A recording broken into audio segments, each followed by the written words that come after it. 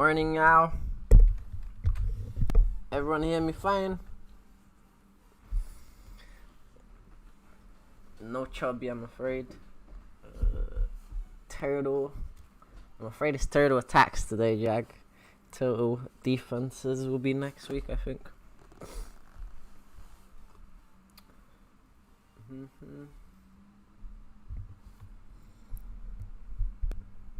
cancelled fishing for my class.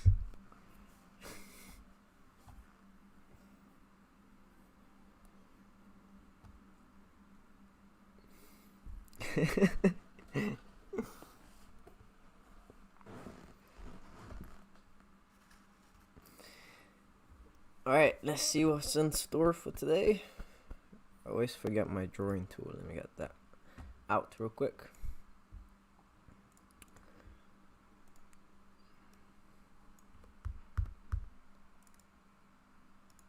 Here we go. So it's turtle strategies today. There's quite a bit to say about turtle. It is one of those strange guards. It is counted as a guard as well. So you can be a good turtle bottom player, which usually doesn't sound right. But there's probably a lot more moves you can do as the person defending than the person on top, I'd say. And there's quite a bit of people who are famous for having like really good turtle guard, which is very strange.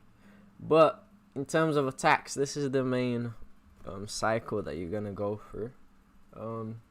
Control is obviously the first point. Once you get the turtle, you want to be able to maintain the weight on the person, not let them escape or regain guard. We got a few transitions, and then the rest are all submissions usually. Not much else that can happen. These are the main two we're like gonna get good at today, or we're gonna learn about: front headlock and rear turtle. The other positions aren't used as much, and these are usually about half of the things that you can do. There's a few more, but these are the main ones that say most people should know. But front headlock, this is a big I'd say front headlock is probably a bit more difficult than rear turtle. I'd say everyone should learn front headlock, get good at it. That's where most of your submissions are gonna come from. And if you can submit the guy, is way better than, trying to get his back. If that's not working, then we move on to the rear turtle. But you'll find yourself in these two scenarios. This is usually gonna come from like sprawls, or people trying to do single legs on you. You're gonna end up on front headlock. I'm not showing you guys the PowerPoint.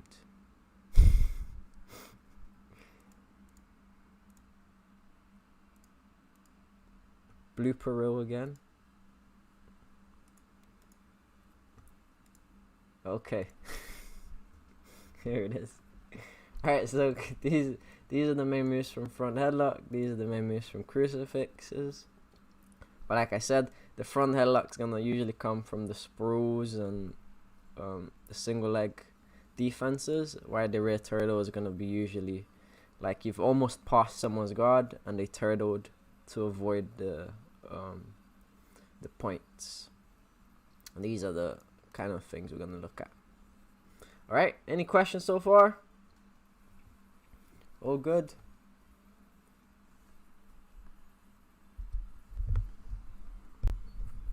Let's see, this is on. Okay, so from front headlock position, we're gonna look at the common mistakes first of all, because there's a couple of things that we need to be aware of. The first one is positioning in the front headlock. This doesn't count as front headlock. I know a lot of beginners would sprawl and have both of their arms over the top like this, and then try to be as heavy as you can, but that usually isn't a very good idea. And this is one of many reasons, but people can do the switch on you, which is that wrestler switch, and can take your back. They can shoot for singles, doubles. They can shoot I wouldn't advise sprawling like this. And it's very common to hug the person up there.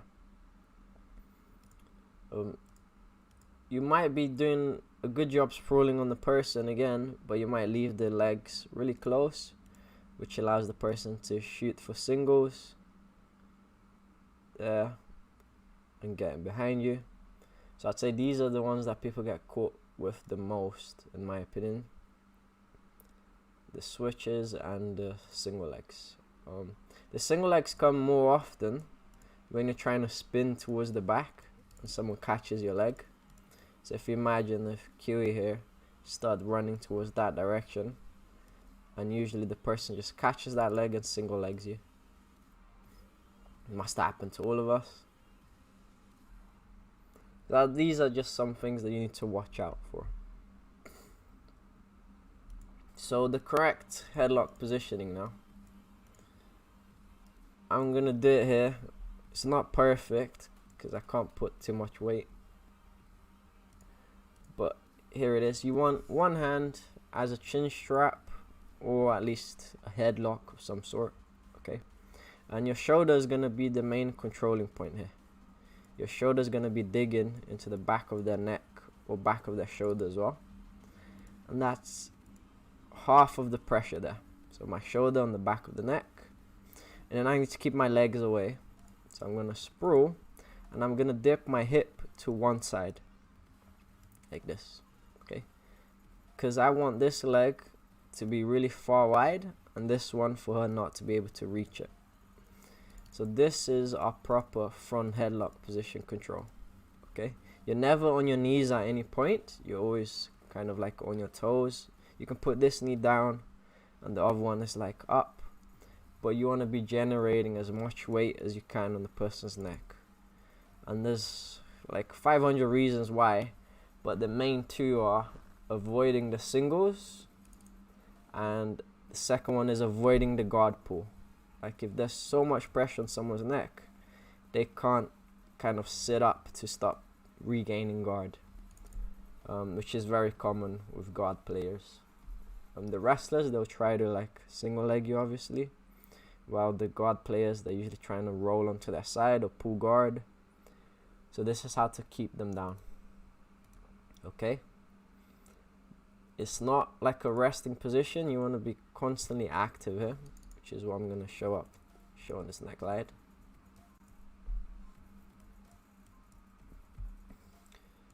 So here I'm going to get the front headlock again. It's on the other side. This is just to show you the other arm what it's doing. Usually you want to hold on to the triceps. You can go overhook as well, but this is a bit safer. So I pull my leg away, and this is you actively moving. Yeah, okay. I shouldn't drop down on this knee obviously, but boom, boom.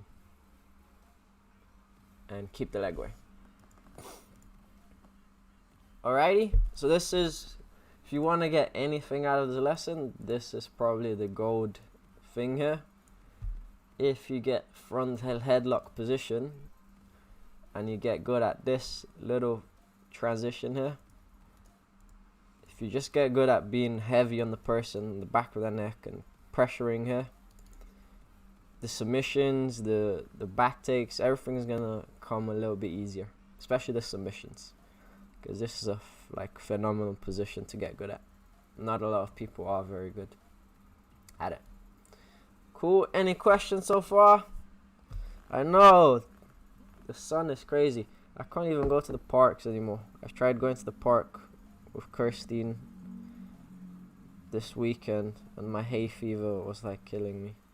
And I take like 3 different hay fever tablets and a spray. Last year I had to get a shot. I need to find out where to get a shot this year. People have been inviting me to row in parks, but I can't. Otherwise I'll die. I don't think I'll grow out of it. It's funny because I've never had hay fever until I came like It's like the last 3 years that has been active. Last year I had it really bad and my throat swelled up and I had to go to hospital. And that's how I got the shot. And then the shot is really good because you stay like 6 months without any hay fever at all. The tablets, they work for like 30 minutes. That's it. What's next? So we went over the common mistakes. So that's this part here. Front headlock. Next up is the fun part, the attacks. This is a nice little cycle actually, because nothing is forced on any of these submissions here, which is why I like them. If you can't get one thing, you can move to the other. You can connect them really nicely. And I find it's like a really technical kind of chain to go for. It's quite easy to get as long as you realize when to use it. Yeah, I have to close all my windows in my house. Here we go. So, guillotine. We're probably the most... Yeah, probably the easiest submission. Well, the one that people go for the most. I'm not sure if people are getting it. But I struggled with guillotines for years, but I really like them now. So we went to our front headlock position, and everything has been good up until now. We want to go for this guillotine, right? And there's 2 ways you can do it, right? You can just go for it, guns blazing, just try to rip the guy's neck off, or you can follow. I think it's either Marcelo Garcia or someone basically said this, right? Can't remember here. But a really good time for you to go for guillotine is when they're fixated on your legs. So you go into your front headlock position, right? And they're like trying to go for a double leg or a single leg. So their arms are not protecting their neck. They're just trying to shoot for your legs. And that is a brilliant time for you to go for a guillotine. So you see here, Kirsten's posted on her hands. And she's kind of reaching for my legs. This is where I'm going to wrap up the neck. And I'm going to do any form of guillotine attempt I can. There's a lot of details behind the guillotine, obviously. But this is just the details on the setup. Not the finish. Might do a guillotine lesson one of these days. But it deserves its own lesson. But yeah, but if people aren't grabbing your neck, grabbing the wrist that's choke your neck, right? Don't go for the guillotine, because unless you're very good at it and confident, right? If you're beginning, I'd stick to always, if they're not protecting the neck, they're posted, I'd go for the guillotine. If their hands start fighting my wrist straight away, then I'm gonna transition something else, and that's the whole point of all of these moves, okay? If the indicator is not right, we move on to the next move.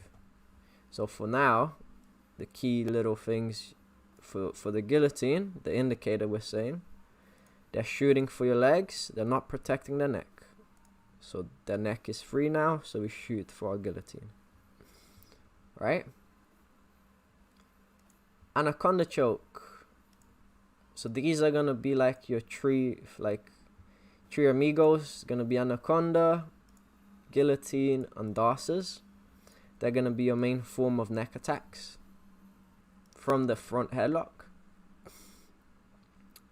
Anaconda chokes next. I'd say, yeah. I don't know my feelings about the anaconda choke. I think it's a very good choke. Probably one of the easiest ones. Very good for people with long arms. Short arm people is still good because it's really tight. But again, we're going to start in our front headlock with that shoulder pressure behind the neck and our legs far away. In this scenario, we're really focusing on this arm here. Okay, we're going to be pulling the triceps towards us to give us room to shoot our chin strap through. Now this is another one that requires a lot of detail to pull off really well. But a good time to go for this is either they started hand fighting your guillotine, because if they grab your fingers in any scenario, right, it's kind of like a bad thing. If they grab your wrists, they're controlling your pinky, then they can probably rip it out, or they can annoy you with that wrist grip. So if you feel their hands going up towards your neck, to avoid them grabbing your fingers or your wrist, you shoot that arm all the way through. And that's why I'd say this: you try your guillotine, you feel the person defending, we're going to move on to the anaconda choke. So again, the chin strap one is this hand here. It's going to be shooting underneath the armpit. So there, pull the triceps, and we're going to hand it over, right? This is where the details start to begin. Don't lock up the rear naked choke straight away, okay? Set up this like gable grip, we'll call it, and push the triceps further in. So I'm going to use that to push. Okay, this is over exaggerated, but this is what you want to do.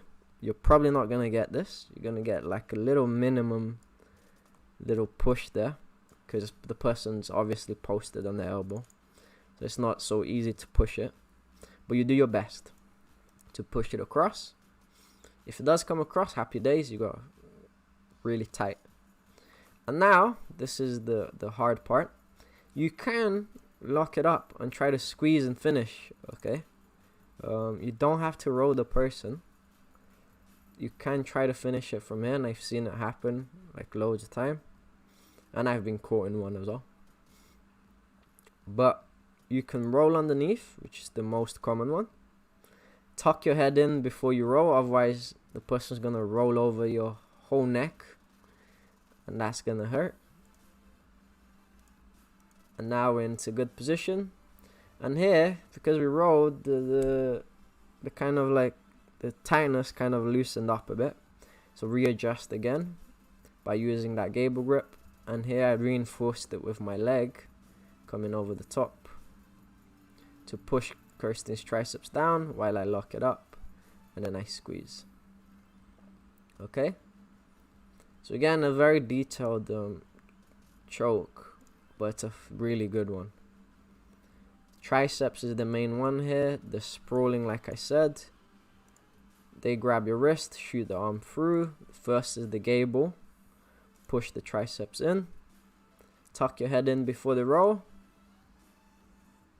throw your leg over the top, adjust, now you can squeeze. Nice. Any questions about the anaconda and the guillotine? Now the one that we get confused with the most, the Darce, the Bravo, whatever you want to call it.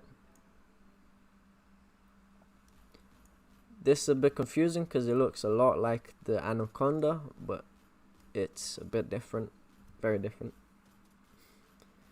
Finger grabbing illegal, yes, unless it's all of them. So if you grab, let's see, so if you're like this, right, and you just grab one finger or two, then that's illegal. But if you can grab all of it like this, that's fine.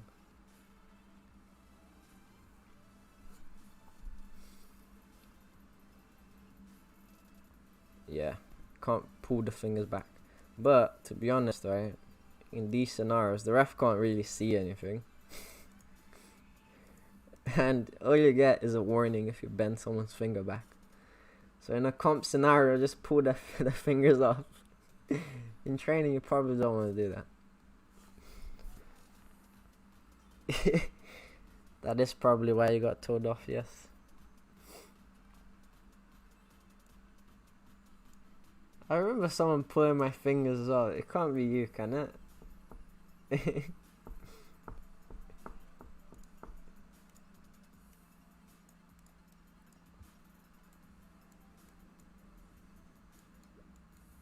Yeah, I've seen people get like I've never seen a DQ'd for it. I've always seen warnings. Oh yes, it was. It was what's her name? The Asian girl. I forgot her name. She was pulling just pulling fingers and pulling hairs.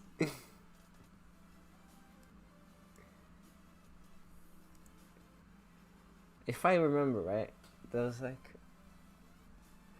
the most vicious people I've ever rode with. They've always been women. No offense, right? But I can think of like 3 examples for some reason. I remember there was this girl in the old club, and she was like, I've never seen her before. She was in one of the Nogi classes, and she was rolling with this used to be one of the instructors at the gym back then. Viking. He was like one of he was quite a well-known UK grappler. He's over in Japan now. But I remember her rolling with him. And it was like one of my first. It was like the first time I think I was in the new gym box or something, because the old club was still there. And there was this like girl, and she was like straight up scratching this guy and jumping on him. It was hilarious. And then he came out of the row, and then he like sat in the ring next to me, and then he was showing me all his like nail marks on his arms. And I'm like, bro, you didn't say anything? He's like, no.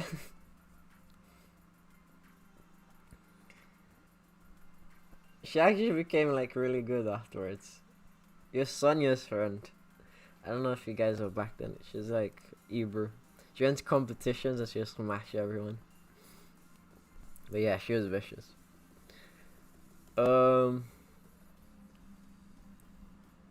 DOS choke next up. So this is the confusing one. Like these. So this is the last one of the trio. I'd say I probably like these two a bit better than this one, but it's quite a good one as well.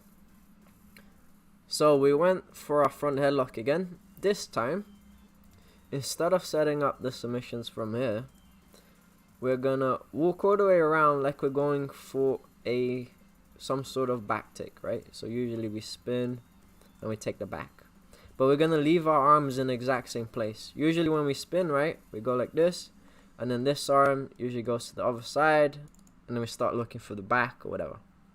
In this case, we're gonna keep the arm there. We're gonna walk around, and we're gonna shoot this arm through this time. This is why it's confusing. If we shoot this arm, that means it's a DOS. If we shoot this arm through, that means it's an anaconda. So in this case, I shoot in my left arm there, get all the way through, and then I lock it up. This is where we kind of get mixed up a bit, okay? Because for this choke to work, it's really hard to lock it up over here. There's not enough room. So we have to lie completely onto our side or flat, like this. But we also can't let the person posture up or bring this arm over to this side. That's your counter. So to avoid that, our chest has to be glued onto the person. Boom. And then just like the anaconda, I'm using my legs to keep her head down while I adjust and lock it up.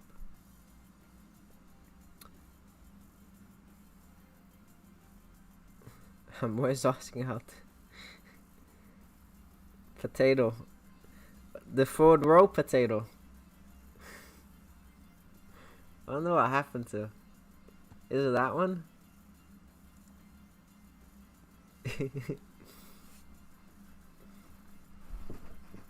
You gotta be ready, man. We're showing De La Hiva class, and she wants to modify the techniques into street fight scenarios. Yeah, it's the forward row girl, isn't it? Bless her. I wonder what happened to her. She used to come like once or twice a week and then disappear, and then she'll come back and train 5 times a day. She'd do every single class, I think. I saw her in the morning, afternoon. I thought if she kept training, she was gonna be like crazy good. But yeah, I remember her.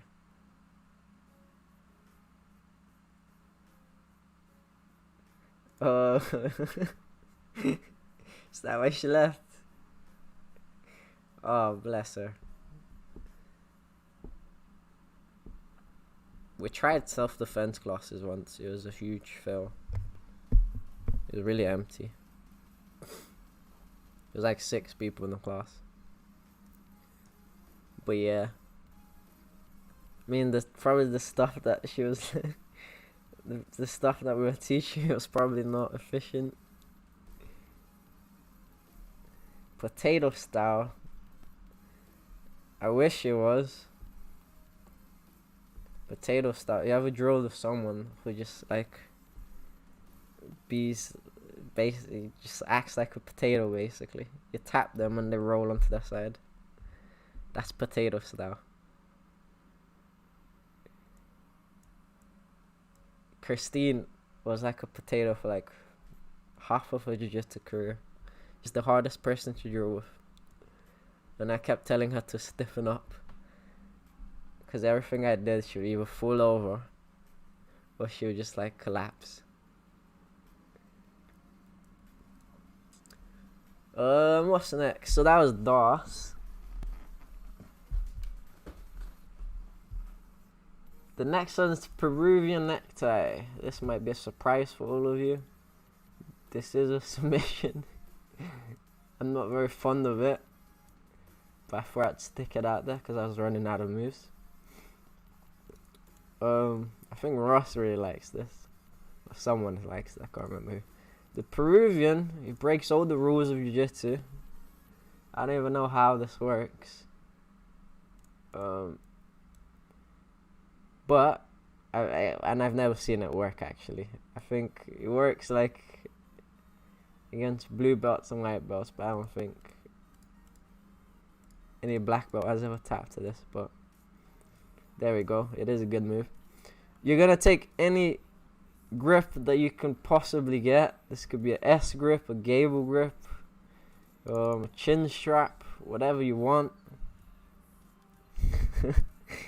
Well, it works up until like, I don't know, it works on potato players. You need to be able to beat those first.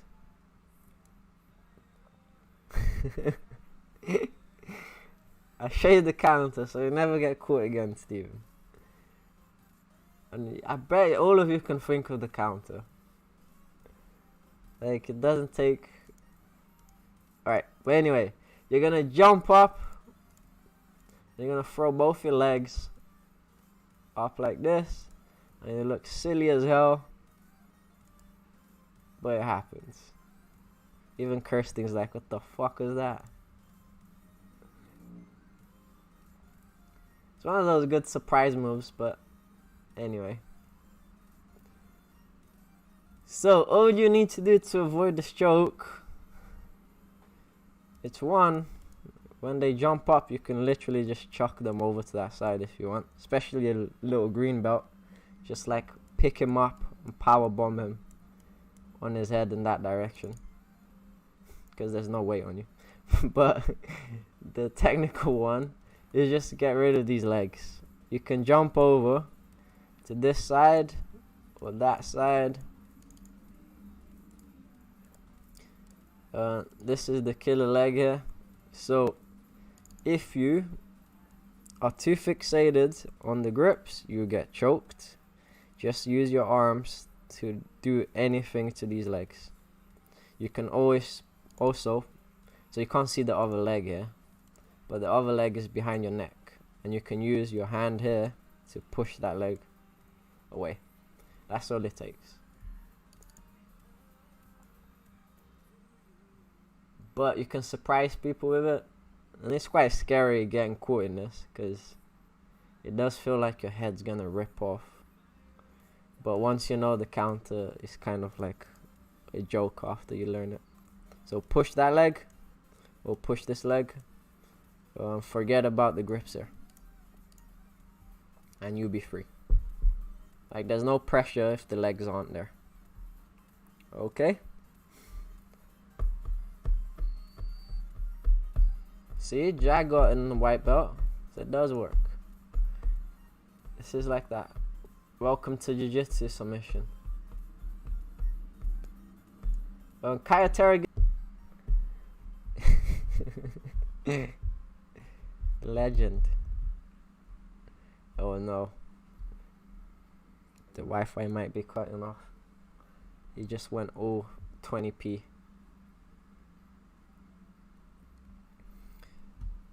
I've never seen that arm, but you have to teach me. Let me see if I can picture it. So you jump over. Oh, is it this arm? One of the arms. I can see it. Yes. Yes, there is an arm bar there. This one here, right?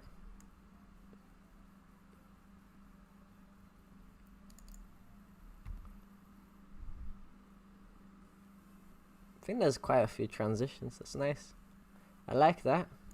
I like that transition better than the actual choke. Alright, we're back. Next up, this is one of my favorite guillotines, I'd say.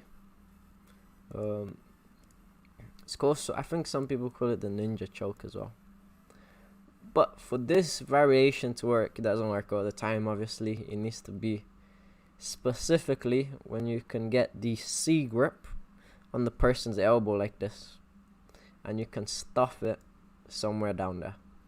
Only time you can probably use this. But you have a chin strap. You're able to push that arm away and keep it away. You're going to dip down, shoot your whole arm through. Stay with that pushed until you can lock up a rear naked choke grip.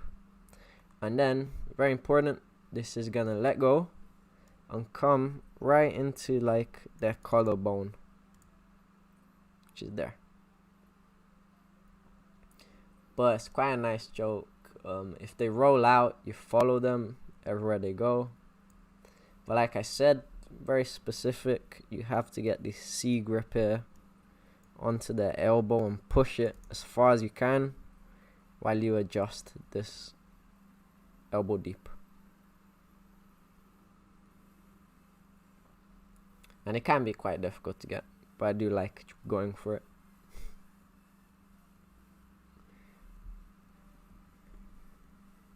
Alright, so that is all the front headlock attacks that we can do. Like I said, you can transition really well from one to another. But remember I said, if they grab your wrists, you can't really go for any of the guillotines. If you can't shoot your arm through, you can't go for the anaconda choke, obviously. If they get any form of 2-on-1 control on you, which means double wrist on the choking wrist, you're probably not going to be able to pull any of these off as well. So we only have one option after that, which is transitioning. And this is another nice chain, which is the crucifix. And well, let's see what's there. Any tips on creating space and knowing when the choke is on? Because I don't end up cranking. I'd say it's practice. Like, you are gonna crank a lot of necks. But the main thing is trying to know when you have a clean neck and not like a chin in there. Like when people tuck their chin in, you usually have a little bit of chin when you lock it up. For all of these chokes, you shouldn't have any of any bit of chins. But especially the anacondas, the Peruvians, these two, I'd say half of it is there's gonna be some form of neck crank there. Like, you can do as gentle as possible. but it's gonna hurt regardless. It's not one of those clean chokes.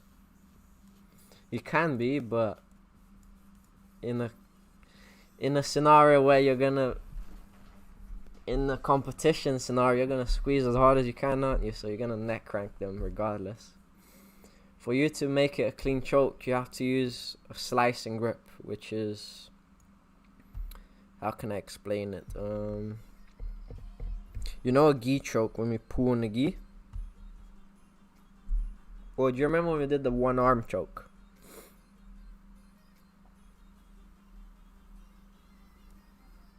So, for the one arm choke to work, right? Well, here's the one arm choke, but it's not the one I want. But for one arm choke, let me see if I actually do it here. I probably don't.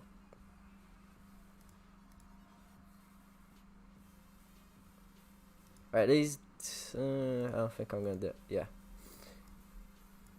For the one arm choke to work, right, you can't just squeeze. It won't work. You'd probably run out of steam. So you imagine you're like grabbing the collar with the one arm choke. I'm gonna try to choke myself here to explain to you. But with any sort of choke, you can squeeze, okay, but the big thing that does it is pushing your elbow down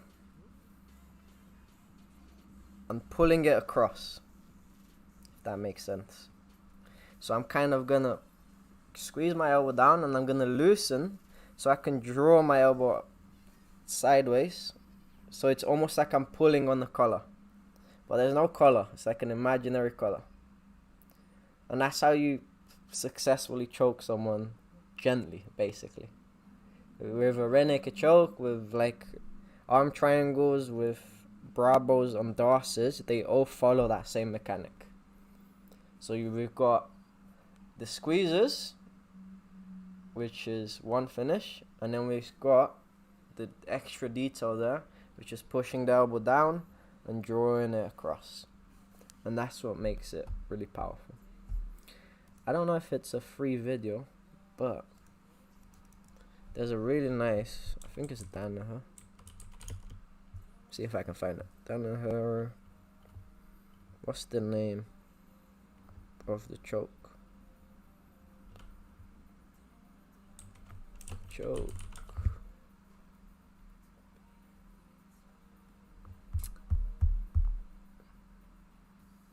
I forgot the video. It's from his DVD, but it's quite funny because he's choking this guy out, and then he's like telling you the difference between like a regular choke and like a strangulation or something, and he talks about the pupils dilating after you get choked, and he just zooms in this guy's face, and he's like half asleep from getting choked. Yeah, I don't think it's free on YouTube. It's on his DVD, but he might talk about it on this video here.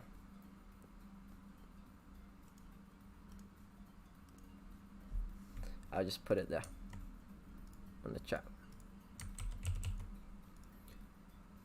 The same principles will, for the DOS or for any anaconda or anything that requires a rear naked choke, that video should cover it at the same time, because the mechanics are still all the same.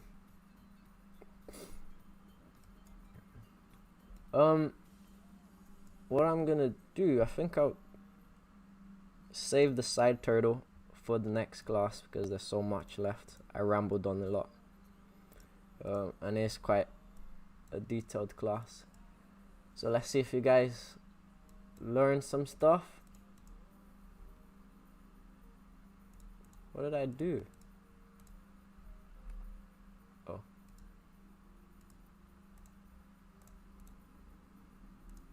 Everything is buggy. Where did all my other slides go? Oh, here you go. Alright, so front headlock. Let's put this here and get rid of the titles. What's the most important thing that we've got to learn from the front headlock? which I said at the start of class. Let's see if people remember.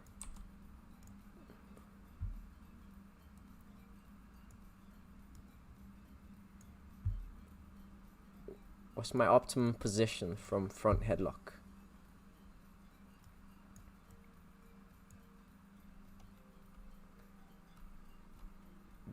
Beautiful. So please, please, please don't do this. Don't sprawl like this. Don't hold someone with double overhooks, please. It's the worst thing you can do. A good chin strap and a good shoulder pressure. And legs far away. Okay. This here makes you weigh like so much. There's so much pressure here. Like, it's probably one of the worst positions in my opinion to be in. Is this here against a very good wrestler. Like when JT gets you on this, you just want to like give him the back because it's so much pressure on your neck. It's like horrible, trust me. So learn how to do this effectively. Alright? Alright.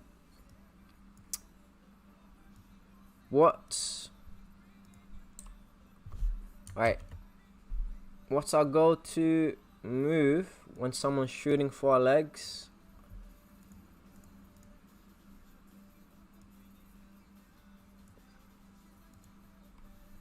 So in terms of neck attacks, guillotine, beautiful. Like I said, you can force it, but if someone's going for your legs while you're in the sprawling scenario and you're doing a very good job here, but they're insisting on your legs, hit them with a guillotine. If the guillotine is not working well, what's the main counter for the person? Well, to stop it really early. What's our like cue to move on from the guillotine?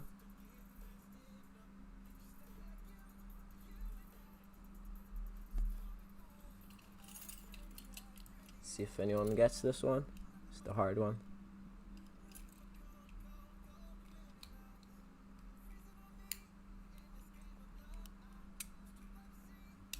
Beautiful.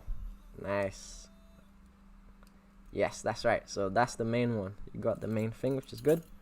If it starts fidgeting with your wrists, okay, while you're in that sprawling scenario, unless you're very confident in your guillotine, I'd say move on. And you can move on to anything you like. Beautiful. But just an example, you can move on to your anaconda if you like. Push the elbow in, slide in. Cool. It's either that or a DOS choke.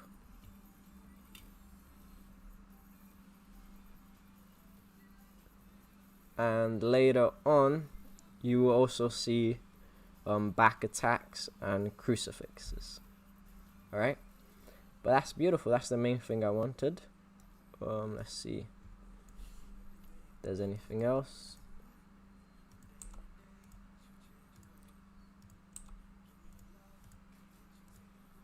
This one, yeah, the rest is just other options basically. There's your ninja choke and your Peruvians as well. Okay, but just so you guys understand what the next lesson is building up on, right? If you're not confident, or you can see none of these are working, or you need the points for submissions, then we're moving on to the transitions, which is this part here, to rear turtle. Now, like I said at the beginning of the class, the rear turtle can come from this, going to rear turtle, or you've just passed the guard and the person turtles to avoid the points. Oh my there. But that's where all of our back attack sequences, like the crucifixes and your transitions to actually take the back, come from. Because you can't physically take the back if you're in front headlock position. But very well done. Oh, Bravo is the same as what's the other name for it? DARS. I don't know if people remember the DOS. Let's see, is it this one? Yeah. This is the Bravo. So Bravo. So the Anaconda, right? We shoot this arm through. The Bravo, we walk around to the other side. And we shoot the other arm through. And then we lie underneath. We lock up our bicep grip again. And we squeeze. That's the Bravo. Or DOS, some other people call it. You recognize it more from side control or half guard. This should make it a bit more obvious.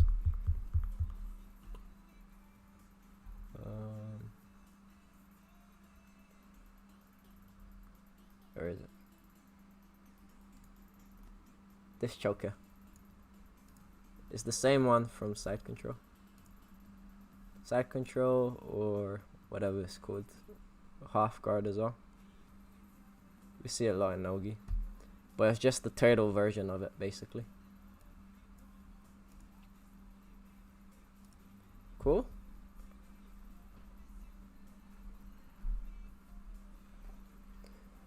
But yeah, front headlock, great position. Like I said, if you're into wrestling and you're into Nogi, this is a big part of Nogi, basically. If you don't have this as a Nogi player, there's definitely some holes in your game. Especially from the sprawl aspect of it, right? Someone's trying to go for your legs and you sprawl, you're always going to end up in this scenario. And to be confident in this scenario can build you quite a wide chain of submissions from there. Alright, that is the end of the class, guys. Hope you enjoyed. Got any questions, fire them away. We look at the actual back takes and the crucifix on Friday.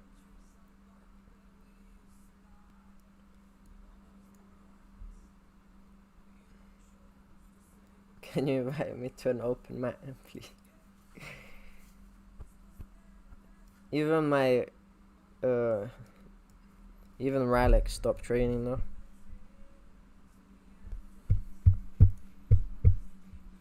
Bet Steve's fishing club is actually like a secret training ground. I don't know. Being lazy, I think.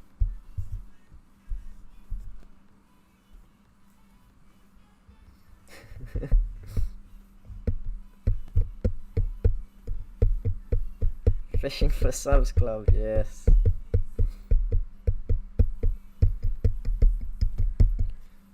I think things should be easing up soon, hopefully. Wish I owned my own gym. Like if Caesar had his own gym, he'd let like at least some people train. Does he let anyone train in Brighton, Steve? Or is it completely closed?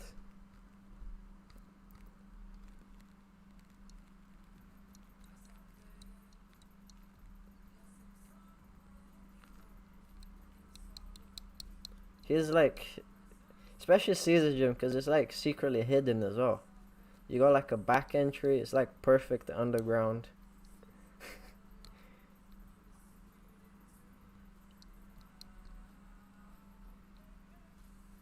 You guys should just bribe him.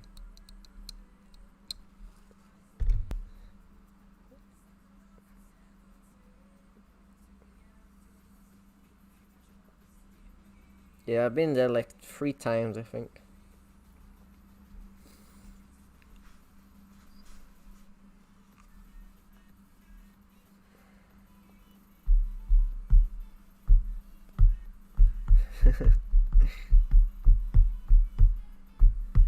It's hard because unless people have like those Gracie garages, the only person I know that has like a proper gym in the house is like Steve, but he lives like in Watford. Alright, see you guys. Have a lovely week.